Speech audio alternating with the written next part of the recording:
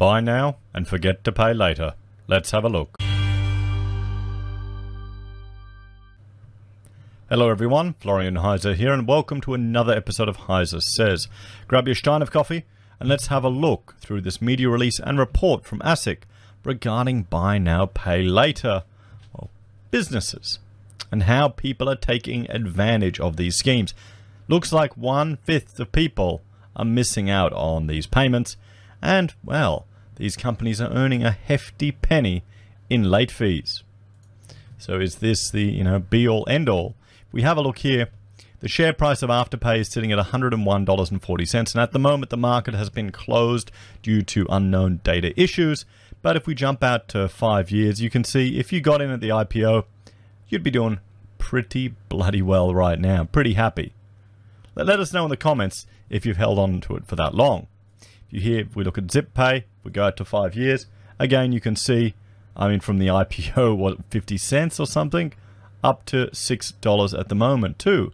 So still, had a bit of a jump at the fall at the beginning of this year. Still, not bad. You'd still be quite happy with that. So let's have a look at this latest release. So, ASIC releases the latest data on buy now, pay later industry.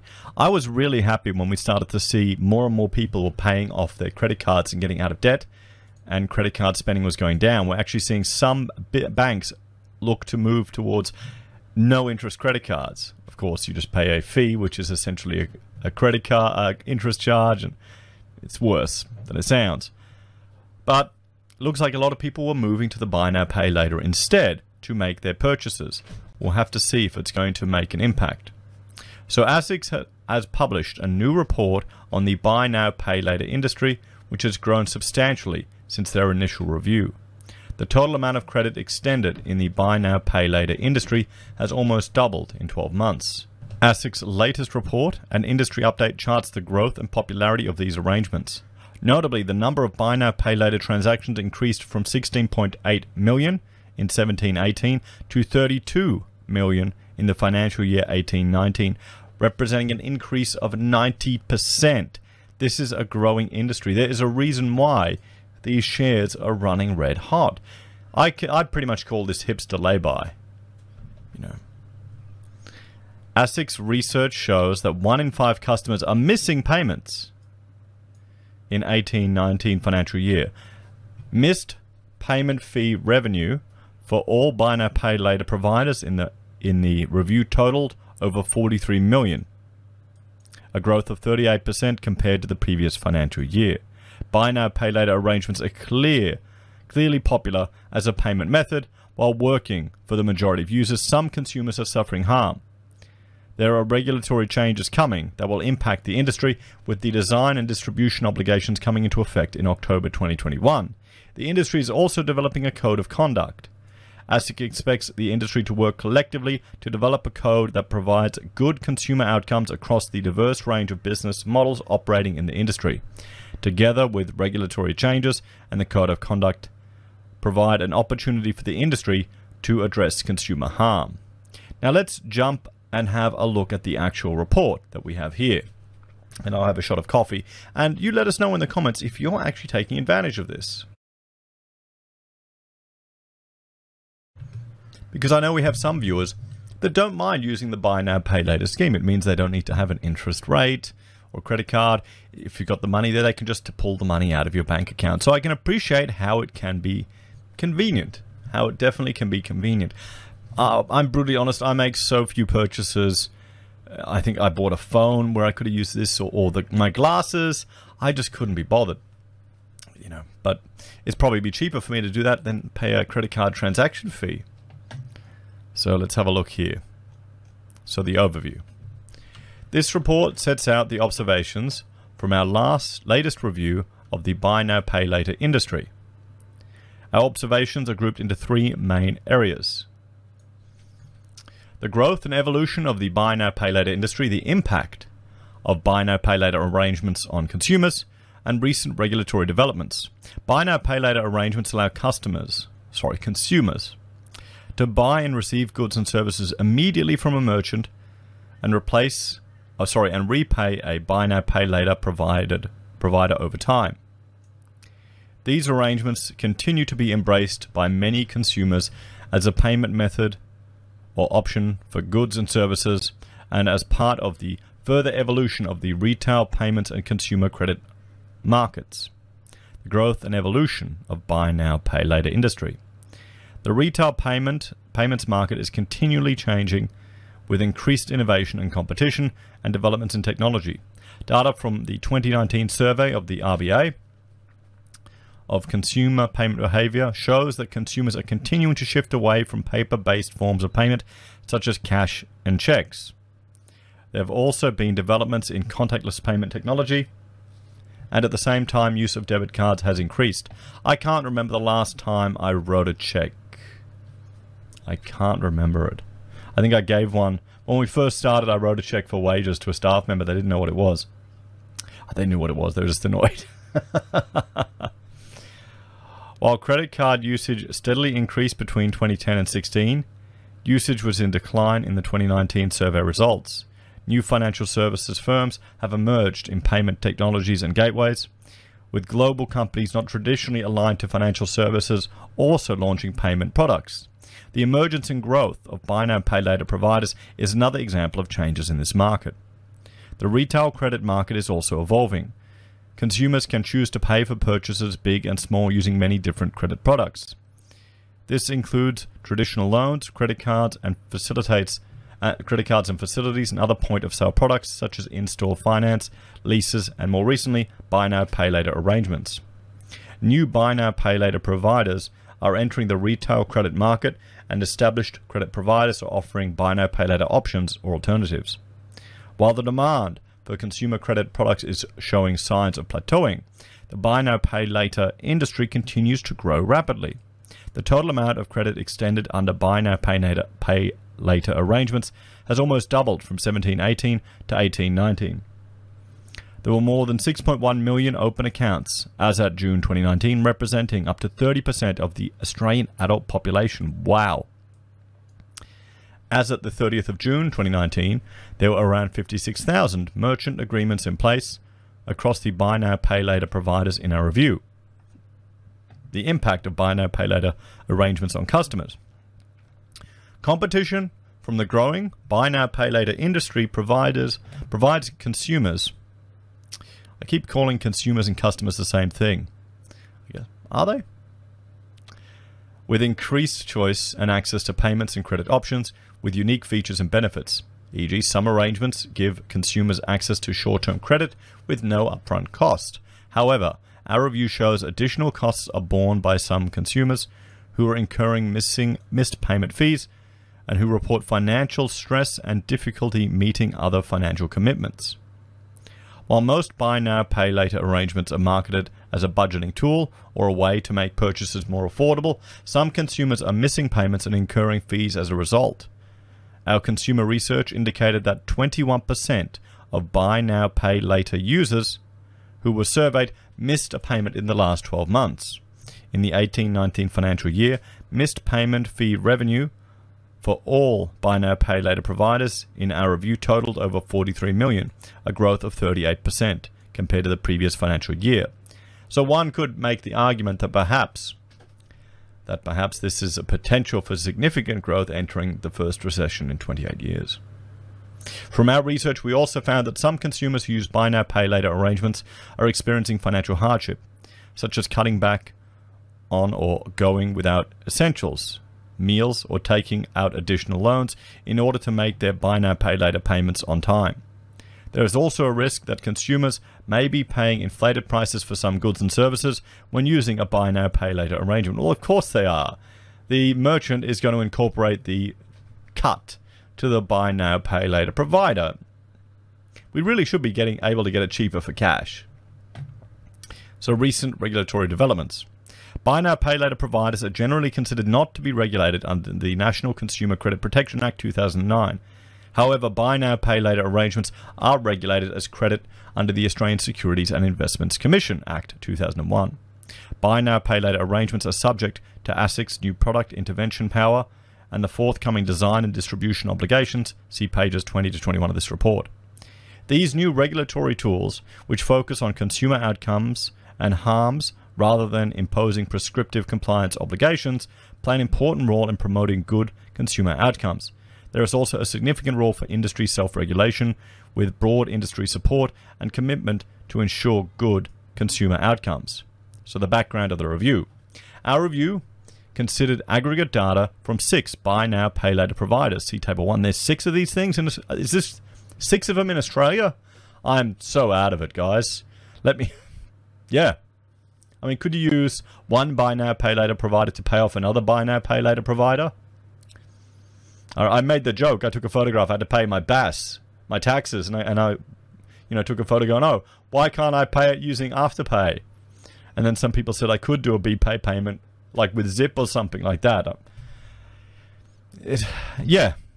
Maybe rather than putting the blame on these organizations that are offering these services, and then some people, well, a fifth of consumers or customers can't manage. Maybe that just shows we need to get financial literacy higher. How do we do that? Let me. I'm gonna have another shot of coffee and let me know some ideas, guys. Maybe I'm just naive, but I'm hoping that tough times in a recession, people will, get slapped in the face and say, never again. I'm going to sort my finances out. I'm going to get it under control. Maybe I'm just too hopeful there. The information was provided voluntarily by the buy now, pay later providers. None of the providers were able to provide individual transaction data. We also commissioned consumer research to help us understand consumer behavior and experiences with buy now, pay later arrangements. While not originally in the scope of this review, we collected some limited information from providers to understand how they may have been affected by the pandemic. However, we did not collect more detailed information because we did not want to impose an unreasonable burden on the industry at this time, and because the purpose of our review was to understand how buy now, pay later arrangements operate in a normal environment. So they've got Afterpay, which I've heard of. BrightPay, are they listed? I'll look them out. Look them up. BrightPay.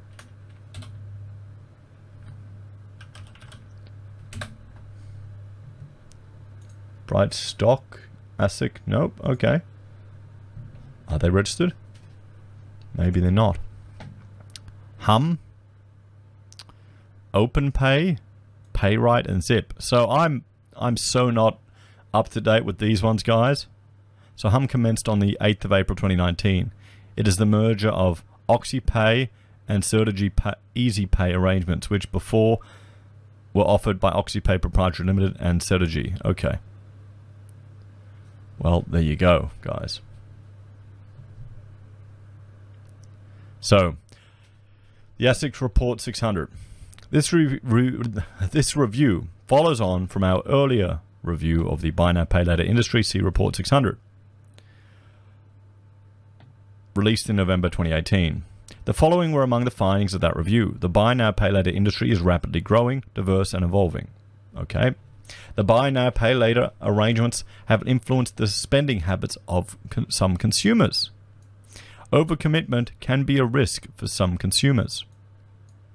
Providers take some steps to act fairly with customers, but more can be done. And some arrangements result in the price of goods and services being inflated. In Report 600, we said that we will continue to monitor the industry and the harms we identified. The growth and evolution of buy now, pay later. So the number of active accounts. I mean, look at that. These shareholders must be bloody happy. I hope some of you have bought in the IPO and held onto it. I really do. So as of June 2019, 6 buy now, pay later providers in our review had approved 6.1 million accounts. The number of active accounts grew by 38% from 2.7 million in 17-18 to 3.7 million in 18-19. There you go.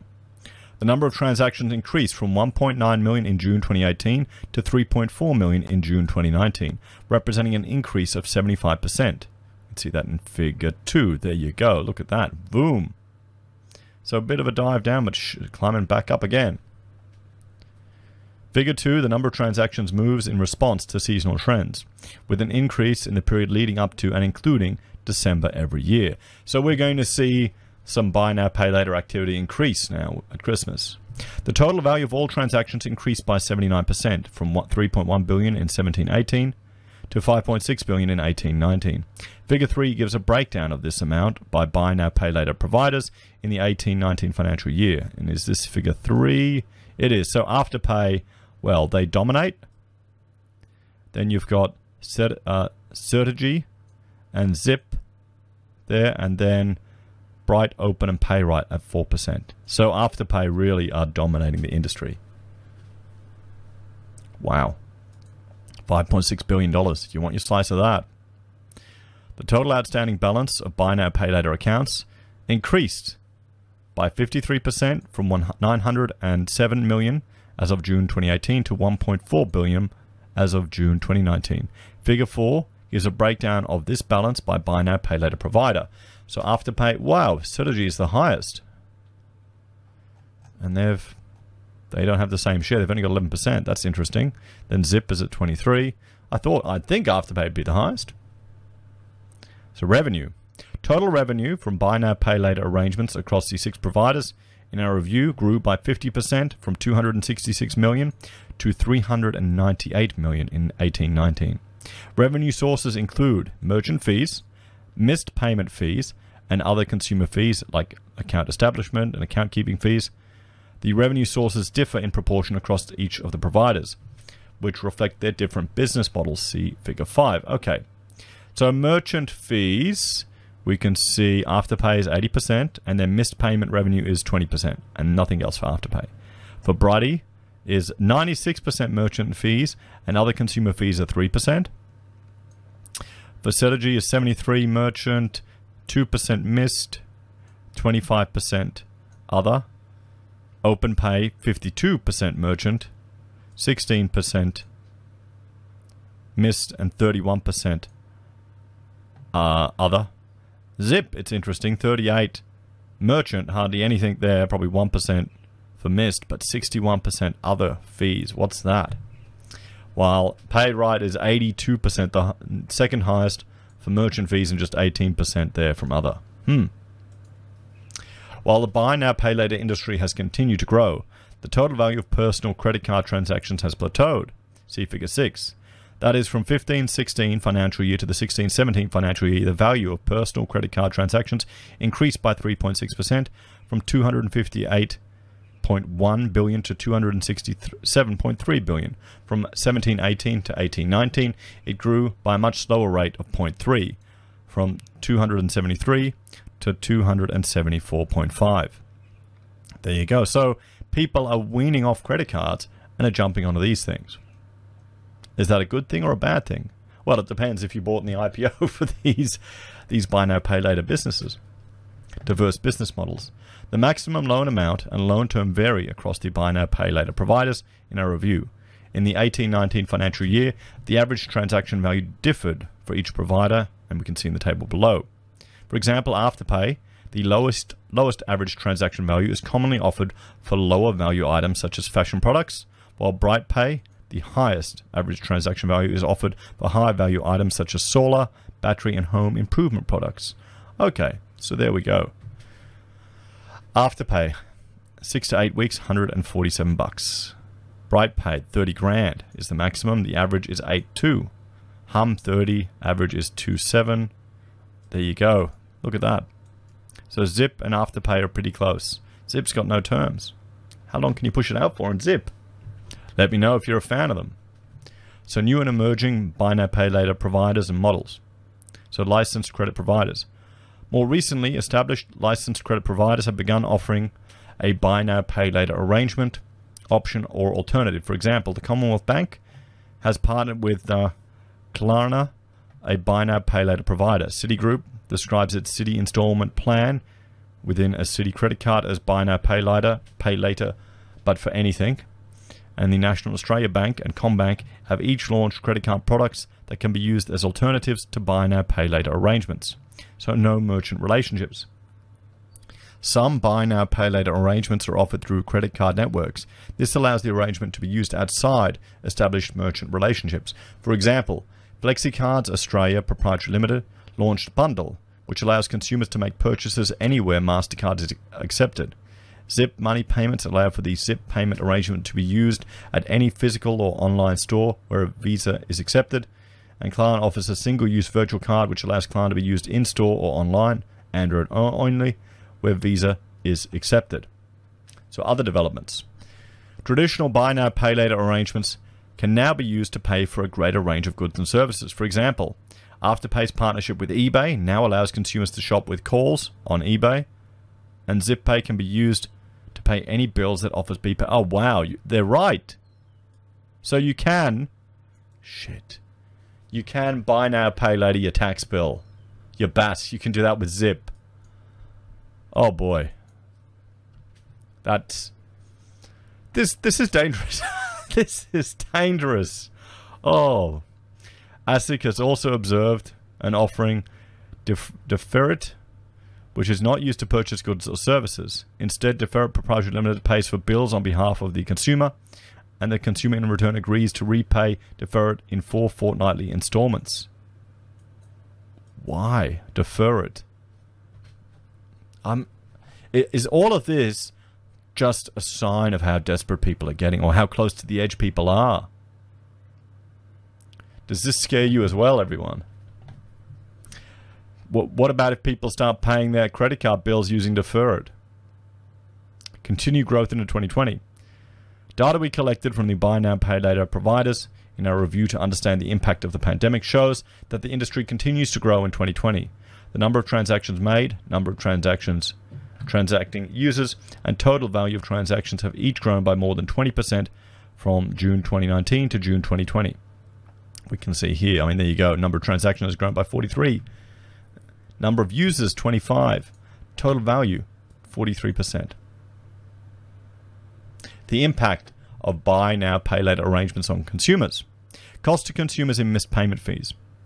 While the buy now, pay later providers, in our review, do not charge interest, most do charge missed payment fees when a consumer misses a payment. Our consumer research indicated that 21% of buy now, pay later users who were surveyed missed a payment in the last 12 months. Among these consumers, 47% were aged between 18 to 29-year-olds. 47%, guys. That's insane. That's nearly half of the users of 18 to 29-year-olds are missing payments in this. Well, I can't say I'm surprised if that takes account of the struggles and financial situations that we've gone through. 39% held a small and medium amount credit contract. 34% made at least 6 buy now, pay later purchases in the last 6 months, and 55% had used at least 2 different buy now, pay later arrangements in the last 6 months. Note a representative sample of randomly selected consumers were invited to participate in the survey. 1,655 consumers who had used buy now, pay later arrangements at least once in the last 6 months responded to this questionnaire. See Appendix 1 for a full methodology. For the total survey population, 37% were aged 18 to 29. So they were the largest group. Held a small and or medium contract, yeah. From June 16 to June 2019, the percentage of buy now, pay later transactions that incurred missing payment fees fluctuated between 9 and 15% each month. See Figure 7. This rate is influenced by seasonal changes, including a temporary rise in December each year. So people are splurging at Christmas, and then they're missing payments. Although the percentage of transactions incurring missed payment fees is relatively stable, the growth of the user base in buy now, pay later arrangements means the number of missed payment fees incurred continues to grow. In 18-19 financial year, missed payment fee revenue for all buy now, pay later providers in a review totaled over 43 million, a growth of 38% compared with the previous financial year.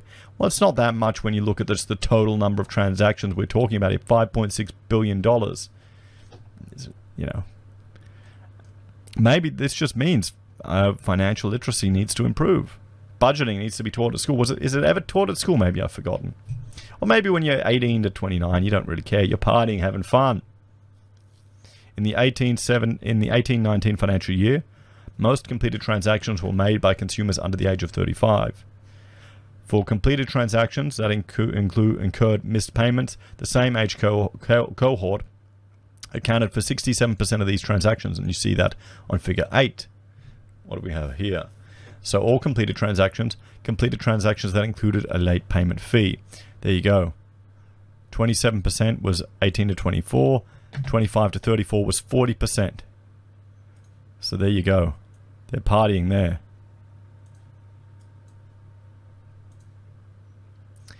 In the 18-19 financial year, over 1.1 million transactions incurred multiple missed payment fees, which represent 45% of all transactions that incurred missed payment fees. So some people are just continuing to miss payments. So they're getting in trouble. So they're extending themselves beyond their means.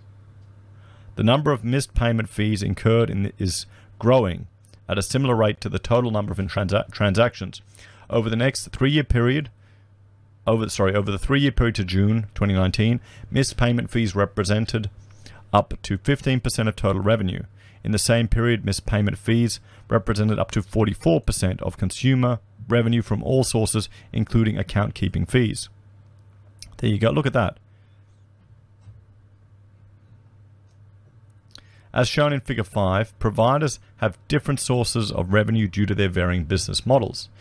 We found that users of Afterpay, OpenPay, and AussiePay, before its April 2019 merger with Certegy EasyPay, had a higher percentage of transactions that incurred missed payment fees. These percentages have changed slightly over the past 3 financial years. See Figure 10. You can see here. Percentage of transactions incurring missed fees. Look at that. It's gone down, gone up, flat, or up. And that's 7%. One provider, Zip Money Payment, offers a continuing credit contract where the consumer is only required to make a monthly minimum payment to avoid incurring a missed payment fee, similar to a credit card. If the consumer only makes the minimum payment and there is a balance remaining, the consumer is charged an account keeping fee instead. Well, how is that different from a late? I guess it's just different terminology, isn't it? Account keeping fee. Figure 5 shows that while this business model does not generate significant amounts from the consumer in missed payment fees, it does generate more significant account keeping fees, 61% of total revenue in the 18-19 financial year. Well, there you go. Interesting. Missed payment fees in 2020. Based on additional data about the impact of the pandemic collected from the buy now, pay later providers in our review, we observed that the percentage of transactions incurring missed payment fees has generally declined between January and June 2020. See Figure 11. Well, this is because, well, are people shopping as much? A lot of people aren't. And maybe some people's costs may be going down and they may be getting money coming in. So other consequences for consumers. Our consumer research found that some buy now, pay later users experience a negative consequence beyond missing or late payment fees or account keeping fees as a result of their use of buy now, pay later arrangements. In the last 12 months, in order to make their buy now, pay later payments on time, 20% of consumers surveyed said they cut back on or went without essentials, and 15% of consumers said that to take out an additional loan. Well, that really isn't the fault of the buy now, pay later people, is it? It's the individual. But I know we're living in a world now where we don't blame individuals. We don't expect people to take responsibility for their actions, although it feels like it. It really does. Of the consumers who said they cut back on or went without essentials in order to make buy now, pay later payments, 49% were between 18 and 29, 32% had a small or medium credit account, 50% missed a payment with a buy now, pay later provider, and 27% made at least 6 buy now, pay later purchases in the last 6 months. Well, that's probably why. They're spending money that they don't have. This is what they're doing. People are they're borrowing money and spending it for crap. Really. They really are. This stuff that they're buying here, I doubt it's an investment most of the time. Of the consumers who said they'd taken out an additional loan in order to make their buy now, pay later payments, 50% were between 18 to 29. 44% had a small and or medium amount credit contract. 68% also missed a payment. And 31% made at least 6 buy now, pay later purchases in the last 6 months. These consequences were more prevalent among consumers who used multiple multiple buy now, pay later arrangements. Well, okay, this is just insane. Come on, this is nothing to do with these buy now, pay later providers. This is stupid people. Okay, if you're taking out multiple of these bloody things and then going out and running out and buying stuff that you can't afford. If you're going and buying one of these things and need to pay it off over time, you can't afford it. Come on. Sure, if you've got the money sitting there, but you'd rather earn that 3% offset on your mortgage, so you're going to take advantage of this, that's a little different. But obviously these people aren't in that situation, are they? They aren't just trying to, get the maximum value of their money. While 16% of consumers who used one buy now, pay later arrangement in the last 12 months reported having to cut back on or go without essentials to meet their payments, this increased to 20% of consumers who had 2 such arrangements and 25% of consumers with 3. While 10% of consumers who used one buy now, pay later arrangement in the last 12 months reported having to take out an additional loan to meet their repayments, this increased to 13% for consumers who had 2 such arrangements and 20% of consumers with 3. I mean, these people obviously they're buying crap they can't afford. It's that simple. And how many of them are buying fashion stuff? That's Afterpay. Oh boy. 1 in 5 consumers surveyed told us that in the past 12 months they had missed or were late paying other bills in order to make their buy now, pay later payments on time. These consumers missed paying things such as household bills, credit card payments, and home mortgage payments. Among these consumers, 50% were 18 to 29, 52% used at least 2 different buy now, pay later arrangements, and 29% made 6 buy now, pay later purchases in the last 6 months. So young people who had more than one and were using it a lot. I mean, buy now, pay later users with credit cards. We collected data from 4 major financial institutions to understand how the use of buy now, pay later arrangements fits into consumers' overall financial circumstances. Aggregated information was sourced on the incident of interest charges and high credit limit use for credit card accounts that made payments to at least one buy now, pay later provider between October 2018 and January 2019, inclusive. Okay. And credit card accounts that transacted in the same period but made no payments to any buy now, pay later provider. So what are people using buy now, pay later and then paying off the buy now, pay later with their credit card? Is that what's happening? That does not make any sense. We found that a consistently high proportion of buy now, pay later credit card users incurred interest charges on their credit cards between 66 and 73% for all months between October and January 18 and 19 inclusive. For the same period, only 42% and 46% of other credit card users incurred an interest charge on their credit cards. Oh boy. Or could it just be because they're paying off the buy now, pay later and not paying off their credit card? Is that what it means? I hope it is. I hope they're not getting cash advances to pay off these buy now, pay later things. Buy now, pay later credit card users also showed a high proportion of interest charges incurred on their interest cards in comparison of gender and age ranges. So more likely to have higher credit card limits. We found that between 38 and 43% of buy now, pay later credit card users used over 90% of their allocated credit limit on their credit cards for each month between October 18 and January 2019 inclusive. In the same period, only 16% or 18% of other credit card users did the same. So you can see here, well, I pretty much do that every month, but my credit card I set at $500. I'm about to get rid of one of them. Finally, buy now, pay later credit card users continued to be more likely to have higher limit use on their credit cards in comparison of gender and age ranges. So surcharging. As part of their business models, all the buy now, pay later providers in our review charge fees to their partnered merchants. Oh, and I've heard stories from merchants who hate these things, who hate them. The size of the merchant fee varies between different providers and merchants. Providers generally contractually prohibit merchants from increasing the cost of goods and services to the individual consumer where they buy now, pay later arrangement is used, also known as merchant surcharging or surcharging. Despite the contractual prohibitions in place, it is still possible for surcharging to occur and for consumers to be charged more when using a buy now, pay later arrangement. I honestly think they should be allowed to do it. I think making prohibitions in place, I would argue that prohibiting merchants from charging a surcharge for people that use this service is a detriment to all consumers. For those of us that don't use this service, everything's going to go up to absorb this fee.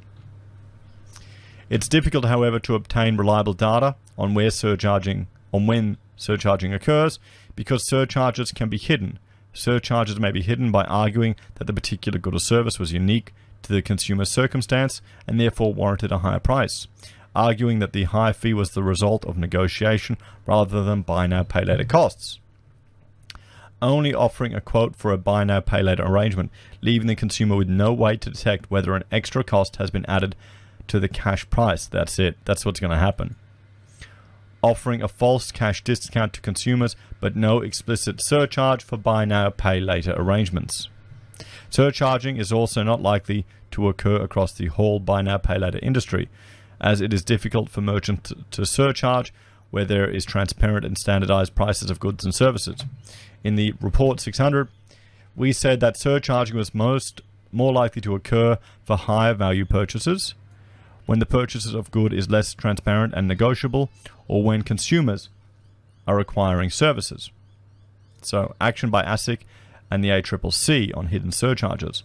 ASIC and the Australian Competition and Consumer Commission wrote to over 5,000 merchants partnered with buy now, pay later providers, warning them that it is illegal to mislead or deceive consumers about goods and services, including their price under the Australian consumer law and the cost of using credit arrangements such as buy now, pay later under the ASIC Act. Merchants were chosen because ASIC believed their industry was more likely than others to engage in surcharging. So, a review of the Reserve Bank of Retail Payments regulation. In November 2019, the Reserve Bank commenced its periodic review of retail payments regulation. As a part of this review, the Reserve Bank asked for stakeholder views on the no surcharge rules that are typically imposed by buy now, pay later providers on merchants. However, because of the pandemic, in March 2020, the Reserve Bank announced that it was temporarily putting this review on hold. The review is now expected to be completed in 2021. So, recent regulatory developments. So, and I need another shot of my coffee here, guys. The international regulatory framework for buy now, pay later arrangements is not uniform. However, in the jurisdictions we engage with as part of our review, buy now, pay later arrangements generally remain outside the regulatory perimeter of their ordinary consumer credit laws. The Financial Conduct Authority UK has announced that it will undertake a review of the regulation of unsecured credit, which will include unregulated buy now, pay later arrangements offered in its jurisdiction. The review will concentrate on how regulation can better support a healthy unsecured lending market. The review is expected to be finalised in early 2021. New Zealand. I mean, just think about this. How we really are in a society where you just buy now for everything. Get it? Or no, get now, pay later. In New Zealand, legislation was passed in December 2019 to give the New Zealand government a regulation-making power, enabling it to declare an arrangement or facility, such as buy now, pay later arrangement, to be a consumer credit contract.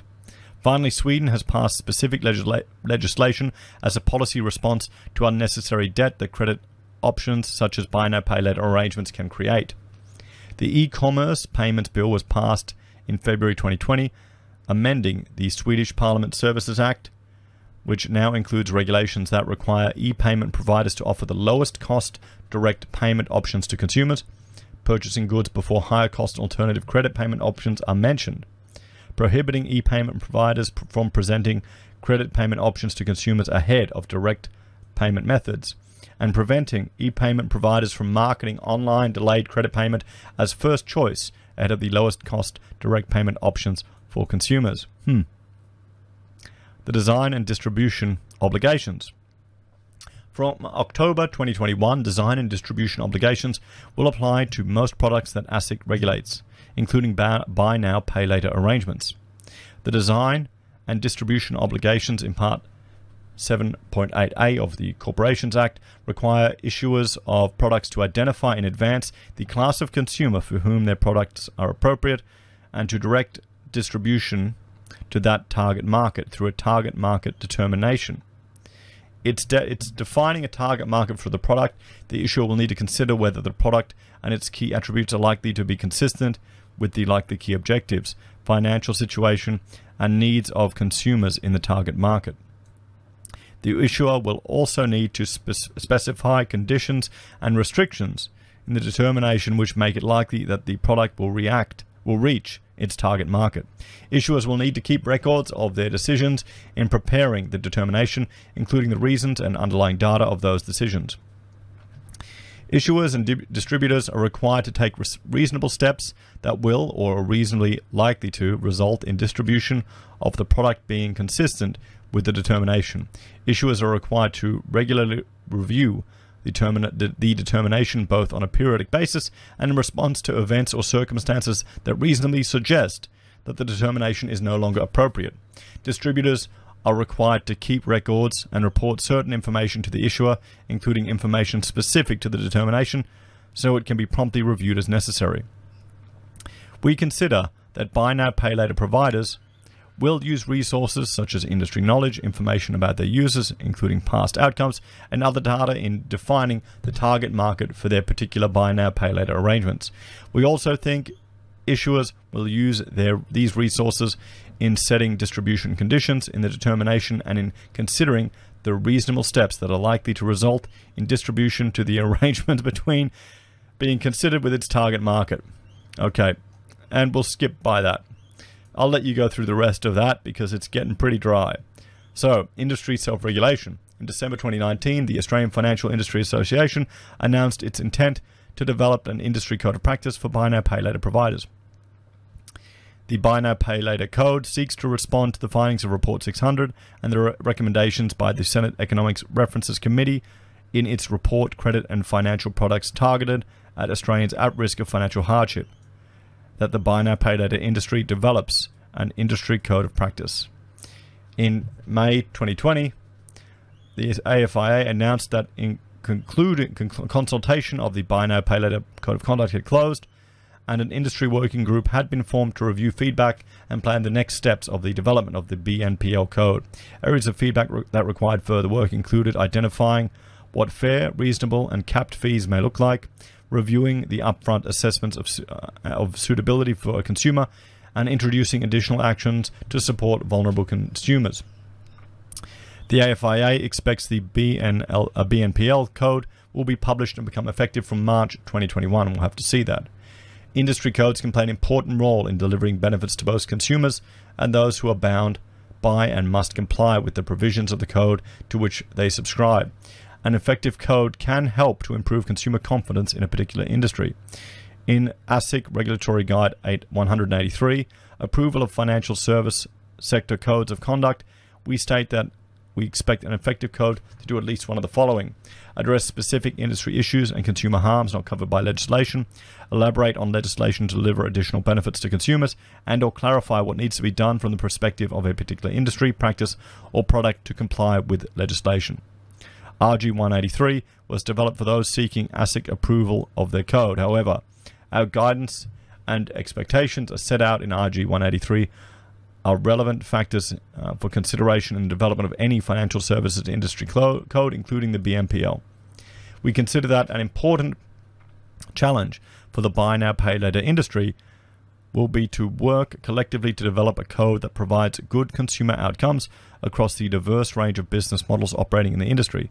These models cater to different consumer needs across the spectrum of buy now, pay later arrangements, such as frequency of use, purchase amounts, credit duration, and ease of use, which in turn produce different outcomes. Where the buy now, pay later code sets standards or different obligations at different thresholds, for example, operating differently for providers with high credit limits or longer terms, these thresholds should be supported by data and evidence indicating why the particular threshold is suitable. The thresholds should be reviewed periodically as the industry matures and new features and products emerge. In Report 600, we highlighted two important safeguards that some buy now, pay later providers applied to help reduce the harm when a consumer becomes overcommitted. Capping the amount of missed or late payment fees a consumer can be charged, and preventing consumers from making further purchases when they've missed a payment. At the time of our data request, only 2 providers capped or limited the amount of fees a consumer could be charged for missing payments. Since that time, 2 more providers have started capping or limiting these fees. Not all providers prevent consumers from making another purchase when they have missed a payment for an existing purchase. More recently, the Australian Competition Tribunal authorised a new consumer code for retailers of new energy tech products, which include solar panels. The NET code requires signatories to the code, which will include solar panel installers, to provide a comparison of the cost of the installation if the consumer uses a deferred payment option, such as a buy now, pay later arrangement or a traditional loan, and the cost of purchasing the goods and services outright on the day. These industry practices are some examples of what an effective code can achieve, in that they seek to address specific industry issues and consumer harms not covered by legislation, and or provide additional benefits to consumers. ASIC encourages industries and the AFIA in developing the ANPL code to develop targeted solutions in response to each of the specific harms identified in Report 600 and further outlined in this report. A robust code that is outcomes focused, accommodates the different business models in the industry, including emerging models where possible, and has strong review and compliance mechanisms that can help promote good consumer outcomes in line with community expectations. So, I need another shot of my coffee. Oh boy. So, product intervention power. In April 2019, the Product Regulation Act gave ASIC a product intervention power, including in relation to buy now, pay later arrangements. This power complements the design and distribution obligations and an industry code of practice, both of which provides opportunities for the buy now, pay later industry to address the harms highlighted in Report 600 and this report. The product intervention power gives ASIC a further regulatory tool to address any significant consumer-determined detriment resulting from buy now, pay later arrangements that is not addressed by industry. This power allows us to temporarily intervene in a range of ways where we see a product has resulted in or is likely to result in significant detriment to consumers. This power enables ASIC to confront and respond to harms in a targeted and timely way. It is unique in its focus on reducing significant detriment to consumers, rather than stepping in only after a breach of the law has occurred. ASIC can order that a person not engage in specified conduct in relation to a product or class of product or exemption in accordance with certain conditions. What? ASIC can order that a person not engage in specified conduct. So is this businesses or is this people? We'll have to look at that in another video. So, and here is the appendix of their review. I will let you go through that on your own, guys, because I'm pretty tired of reading through this whole thing. But there's some very interesting takeaways of the buy now, pay later industry. I'll do a refresh here to see, is the stock market... Nope, it's still dead. What do you think, everyone? Up to 1/5 of people are just not able to make these payments. You know. People are paying it late. People are incurring higher interest rate charges. Do you think ASIC should step in? Or is this just a sign of the lack of financial literacy people have? And the fact that so many people are using it on Afterpay and the majority of this stuff is fashion. What does it tell you?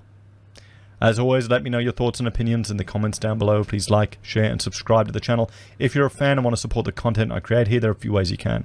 You can join us on YouTube or Patreon. You can support us using our affiliate links at Amazon, eBay, Independent Reserve, or Kucoin. You can buy merch from HeiseSays, use Gold Pass from the Perth Mint, or support us via PayPal. Take care, guys, and I'll see you next time.